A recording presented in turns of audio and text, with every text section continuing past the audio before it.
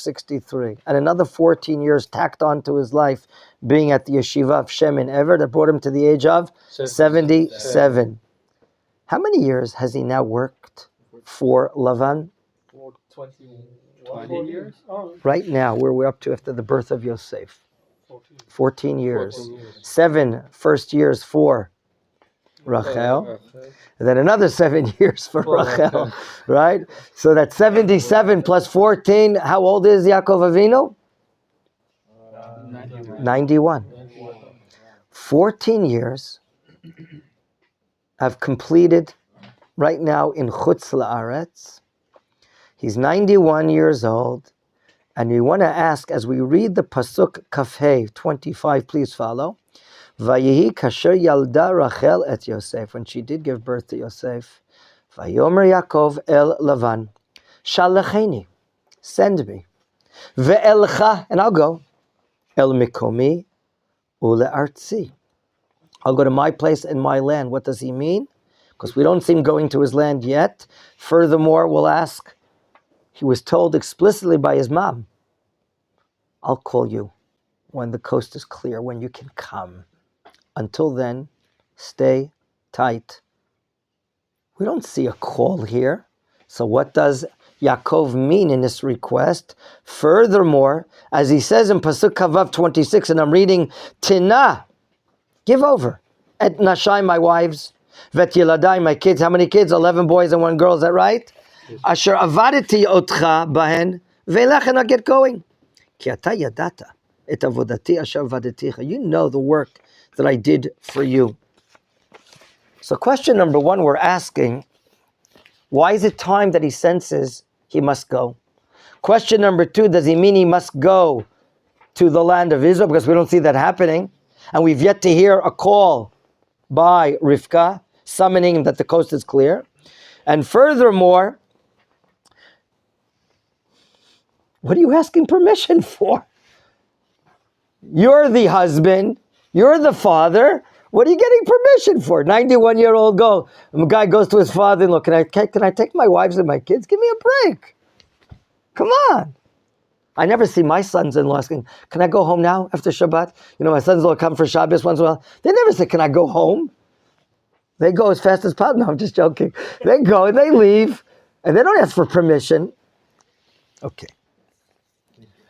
My dear friends, we have to understand, and I saw this in a lovely article written by my father, Rabbi Horowitz. He's done very well. He's produced a lot of revenues for Lavan. He has 4 wives, 11 children. But what's inside the bank account of Yaakov Avinu? 0. He has no possessions. He has no economic infrastructure whatsoever. And now, after these 7 last years, Yaakov has made so much wealth here on the ranch of Lavan. And has this happened historically? That Jews have made a lot of wealth in the diaspora, in exile, with absolute honesty, with absolute good conduct and behavior. All over history, Jewish history, we see the par excellence economic efforts of Jews living everywhere, being trustworthy, being straightforward, and so on and so forth. And we see this is happening here by Yaakov Avinu. But maybe, the time has arrived. 91 years old, and he's yet to make an economic basis for his own life, for his family. Would you please tell me how many settings at the table are there? 12. At the lunch table, how many people are eating at Yaakov's table? 16. 17. How do you explain 17, Thomas? There are the mothers also. 4 mothers. Yaakov Avinu is 5.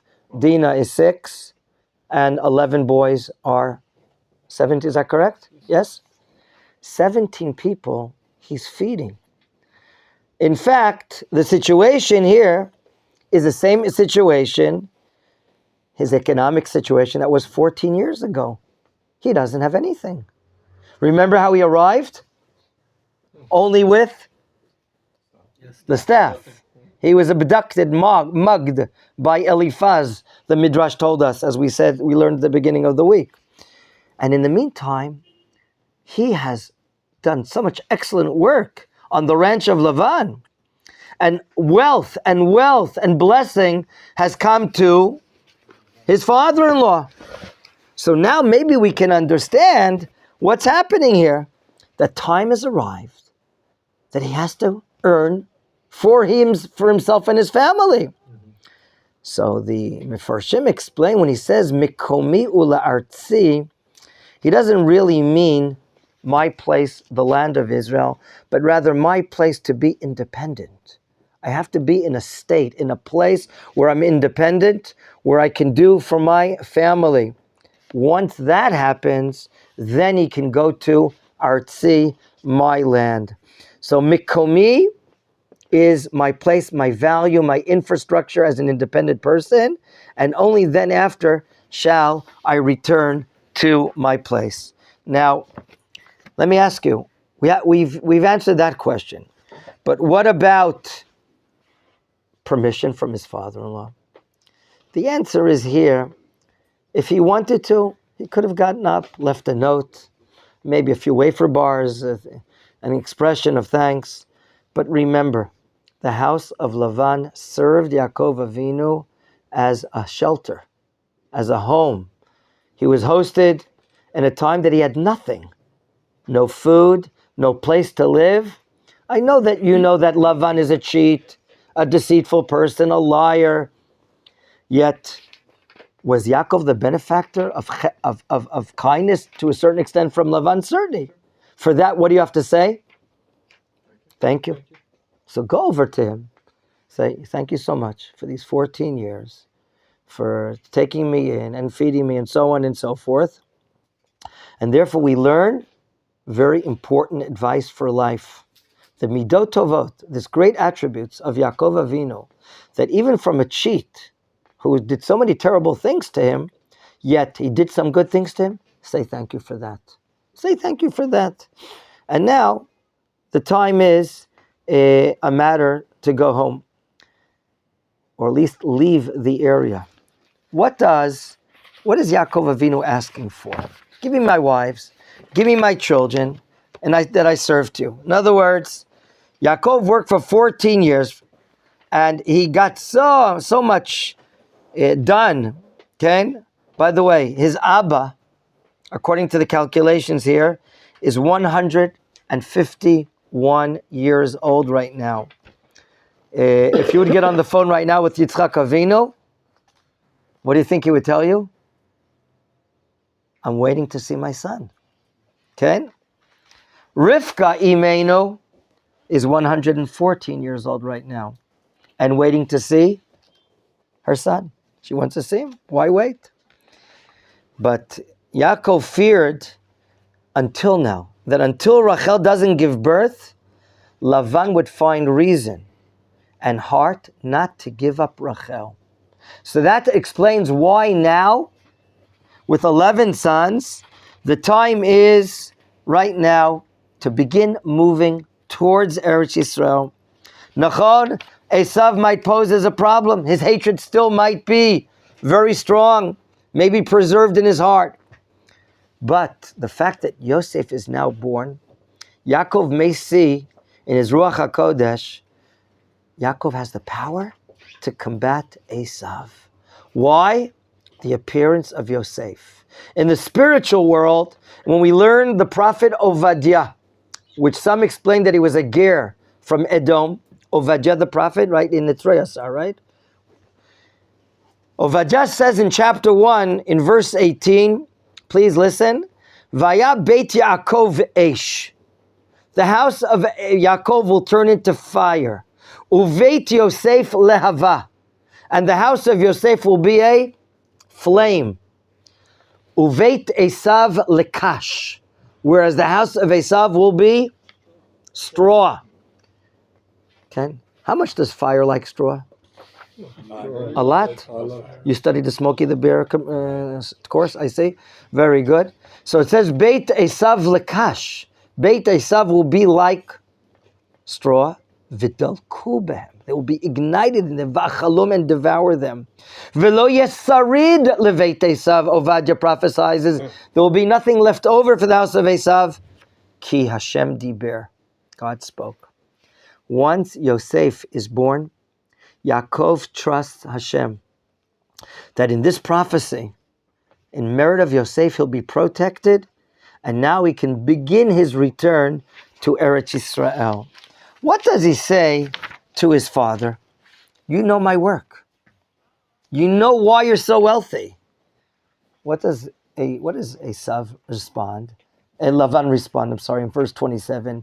Vayomer elav Lavan, imna matzati chen be'einacha, nichashti. Vayivacheni Hashem beglalecha. Nichashti. Lavan uses the word, I'm what? I'm blessed because of No, the word nichashti. I'm guessing. I'm not sure. Maybe it's because of your efforts and God blessed you. Lavan cannot spit out the admission of saying thank you. Thank you, Yaakov Avinu, hakarat tov, to express kindness of thanks. From the time that Mr. Yaakov has arrived, Lavan has been blessed with boys, as we're going to see, and he's blessed with wealth, all because of Yaakov Avinu. Okay? I have this this superstitious idea, as if he used his spiritual powers. Yeah, that God is the one that has blessed me. He's brought me luck.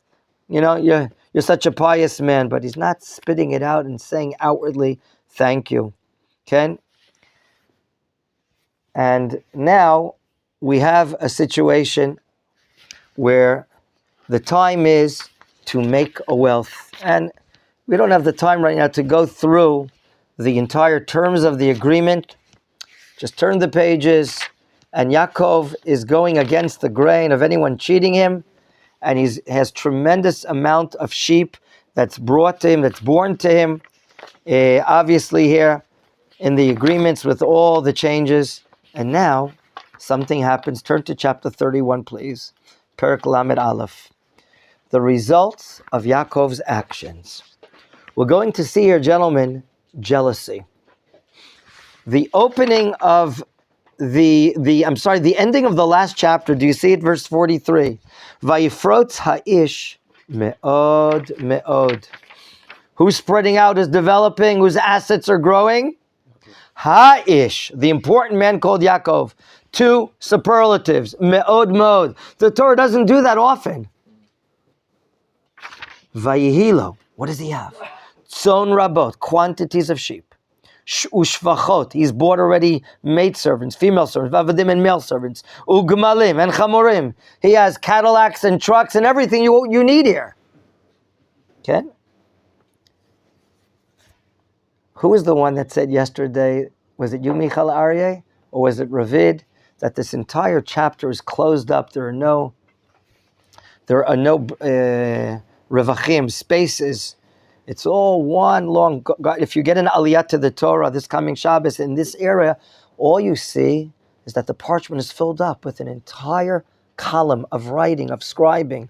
There are no breaks. Yaakov is in the galut. He's being cheated. He's being lied to. And yet God is giving him a bracha. That's often what happens to Jews throughout Jewish history in Europe and other places. Now, there's a rumor going on. Let's hear it. The new chapter. Vayishma et divrei v'nei Lavan lemor. Novelty. Who appears on the scene? B'nei Lavan. They were not here before. In merit of Yaakov Avinu, Lavan has boys. That explains to us who was shepherding the sheep of Lavan. Rachel. Ki ro'ahi. She is a shepherd. There were no children. There were no boys to do the job. Now they're on the scene. That's what some of Chazal explain here. They were born afterwards? Yes. 14 years old. He's there 14 years now, correct? What did Yaakov hear? Quote, Lemor saying, Lakach Yaakov, et kol asher li avinu. The rumor is heard that the boys are speaking, shall we say, Lashon Hara, or even Motzi Shem Ra? Are you learning Chafetz Chaim, some of you? What's the difference, please, between Lashon Hara and Motzi Shem Ra? Lashon Hara could be true, but Lashon Hara speaking bad, which could be true, whereas Motzi Shem Ra is lies. Not true. Not true. Very good. Not true. Hotzat Shem Ra. Lotzi is to take out of context and lie. Here, there's a hearing going on. The rumor is that Bnei Lavan are accusing Yaakov for stealing the wealth of his father. Okay? Et kol asher le'avinu. He stole our father's sheep. He has so much wealth. And all of it, and taking the wealth, he's buying possessions, avadim, gimalim. It's an injustice. Now Yaakov knows it's not true. What does he do? What does he think? Can you fight up against City Hall? Have you heard of that expression before in English? You can fight up against Lavan. He's the chief liar, deceiver. Pasuk bet.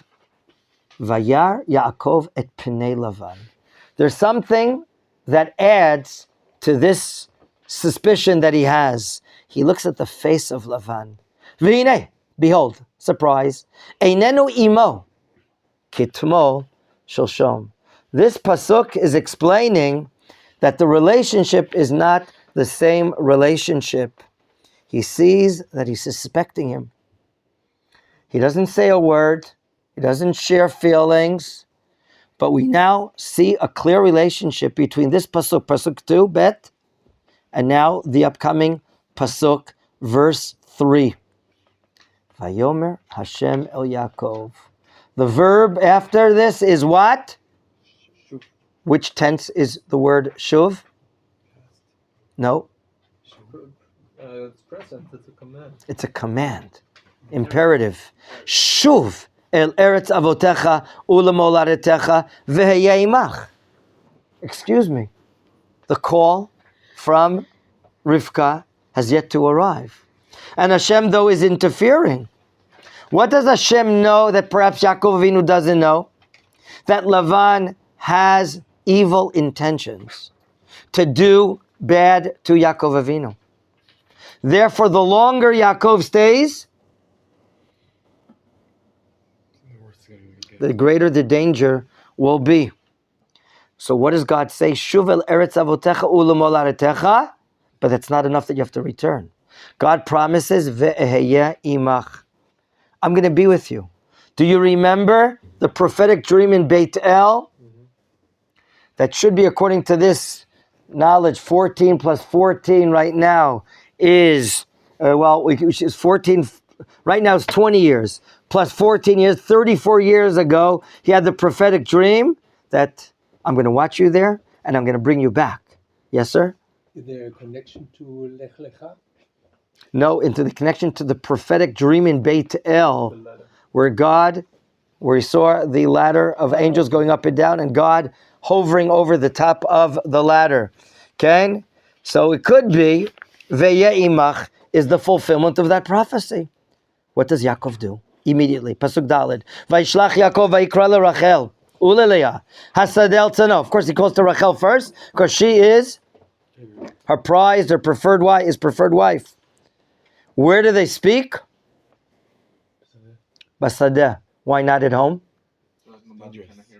Who knows what hearing devices are implanted inside the walls? Hello? We know how Mao Zedong worked, putting devices of hearing, and how Stalin worked, and so on and so forth.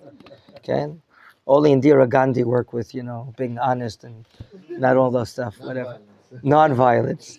Okay, Vayomer lahen. He says to his wives, Roeh anochi et pnei avichem. I see the countenance on your father's face.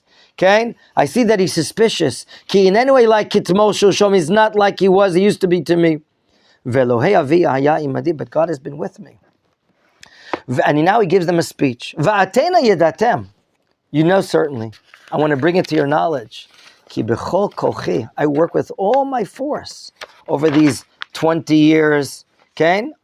Later we'll talk about the What do you mean I worked with all my force? Yaakov worked in the hottest days and in the coldest days. He didn't call in sick. He didn't say use this as an excuse or that as an excuse. Avaditi avichem. And what did your father do to me? Verse 7. Va'avichem heitel bi. Your father lied to me. Vechlifet maskurti. He changed my salary statement. Aseret monim. Monim, from the word some say, minyan. Minyan is equal to Aseret monim. It could mean 100. Your father changed my salary statement 100 times. Others say Aseret monim just 10 times. But whatever it is, that's what the Rashbam says. But he lied to me. But you know what happened? God did not allow this trickery, okay, to affect me. And he goes through all these matters, etc., etc., and then he makes the statement, what we have to do. Pasuk Yud Gimel, skip to 13. Where do we have to go back to? Anochi ha'el Beit El. I'm with God in Beit El. God is looked upon as a bayit. We mentioned that a few days ago. A bayit is a place of protection. God is manifested, appeared to me in the form of a bayit on Mount Moriah that we saw before. House is protection. I've been in need of protection. Anochi al Beit El, asher mashachta shama tzeva. Again, he's telling now his wives and children that this is what the angel of God appeared to me in that prophetic dream at the ladder, that God is called the God of Beit El, Asher Mashachta Shama Tzeva. What did Yaakov do after waking up for the dream? He had oil in the area apparently, and he anointed a stone. Asher Nadarta Li Sham Neder, he made a neder. That if God fulfills all these promises, I will be serving God. Ata, now, the angel told me, Kum tzei min haaretz hazot v'shuv el eretz moladitecha. What I want to share with you, gentlemen, for the balance of the shiur, is something very, very important. After learning now that Yaakov Avinu is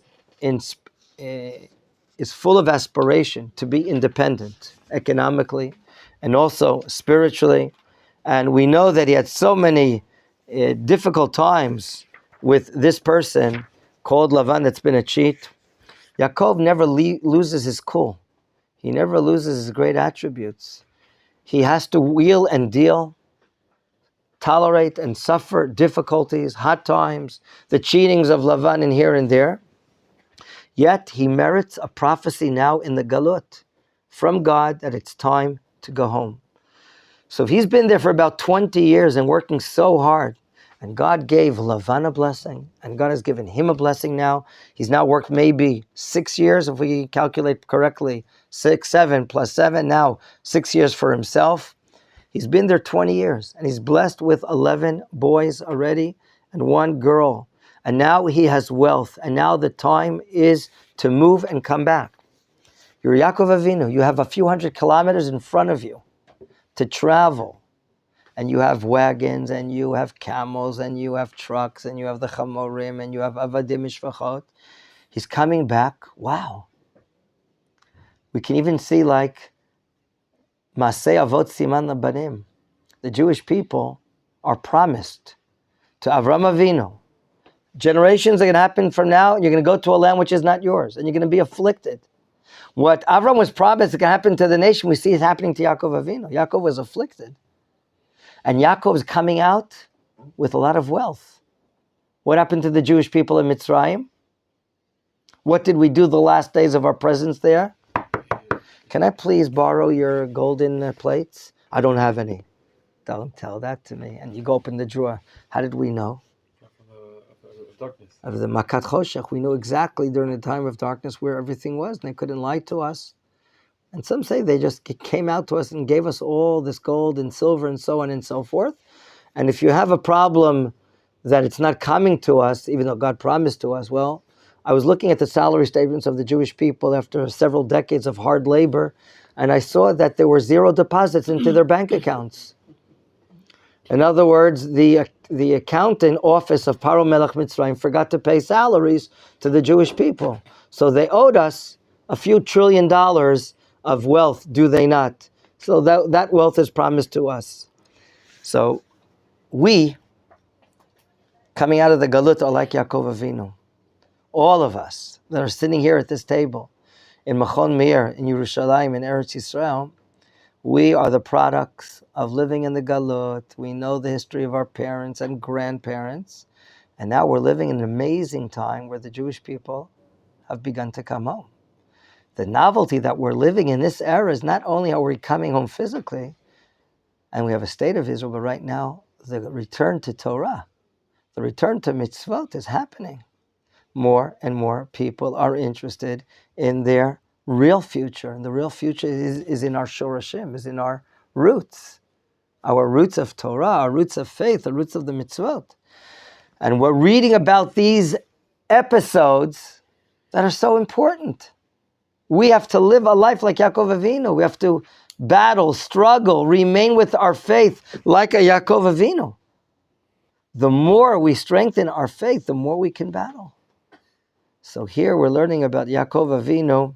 He has so many crisis times, yet he keeps his cool, he keeps his attributes, he doesn't curse, he doesn't badmouth or bad talk someone, even acts so properly to Lavan, asking permission to go, and then they make an agreement.